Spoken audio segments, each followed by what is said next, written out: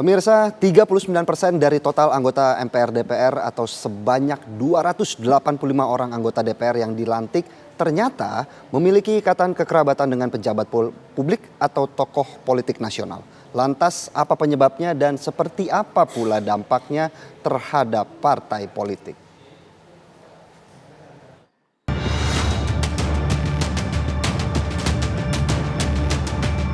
Forum Masyarakat Peduli Parlemen Indonesia, Formapi, mengindikasikan praktik politik dinasti di MPR DPR semakin subur pasca dilantiknya anggota Dewan periode 2024-2029 ini. Tercatat dari total 732 anggota MPR yang terdiri dari DPR dan DPD, 285 orang diantaranya atau sebanyak 39% punya ikatan kekerabatan dengan pejabat publik atau tokoh politik nasional. Di ruang lingkup DPR pada khususnya ada 220 orang dari 580 anggota DPR yang punya ikatan politik darah biru seperti anak, keponakan, ataupun cucu dari elit politikus sebelumnya.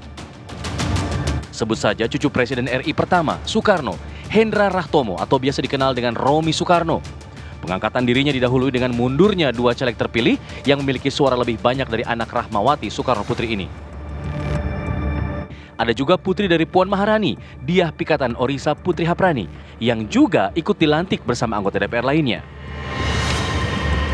Lalu ada anak ketua umum partai politik atau mantan ketua umum.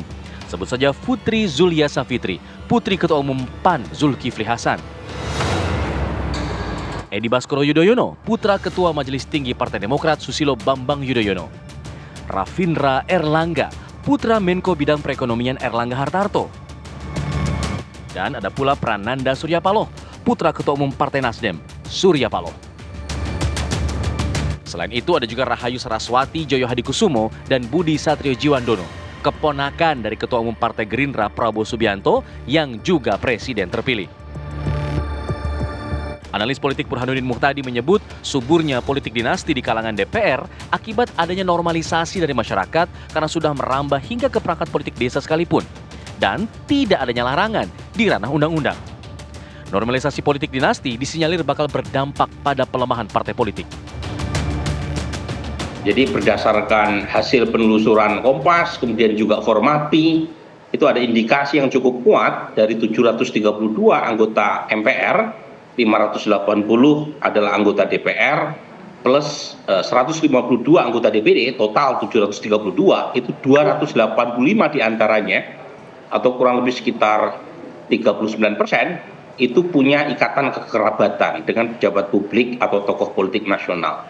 Jadi ini indikator dari politik dinasti, Vita, yang menunjukkan sekali lagi kalau kita isolasi khusus di kalangan anggota DPR itu ada 220 dari 580 yang punya ikatan politik dinasti. Dan sekali lagi menunjukkan betapa politik dinasti ini mengalami normalisasi. Sementara itu, analis politik Ahmad Khairul Umam menegaskan pihak partai politik seharusnya lebih mendahulukan sisi kualitas kader ketimbang variabel keluarga dalam menentukan calon pejabat publiknya. Bahwa dari sisi profesionalitas, dari sisi kualitas tetap tidak boleh kemudian dianggap sebagai variabel kesekian dengan kemudian meletakkan variabel keluarga sebagai hal yang paling penting. Nah, ini yang kemudian menjadi titik pembeda. Seringkali di Indonesia, terutama kalau misal kita merujuk pada komposisi DPR yang baru, ada setidaknya pasangan suami istri masuk bersama-sama di Senayan. Ada juga komposisi ibu dan anak juga cukup banyak yang berada di Senayan. Ya, hal itu berpotensi memberikan dampak signifikan, terutama menghambat regenerasi politik.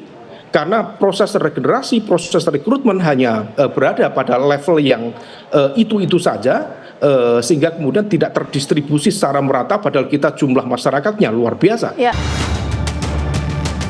Hampir setengah isi kursi DPR MPR kini dikuasai orang-orang yang memiliki darah biru dunia politik.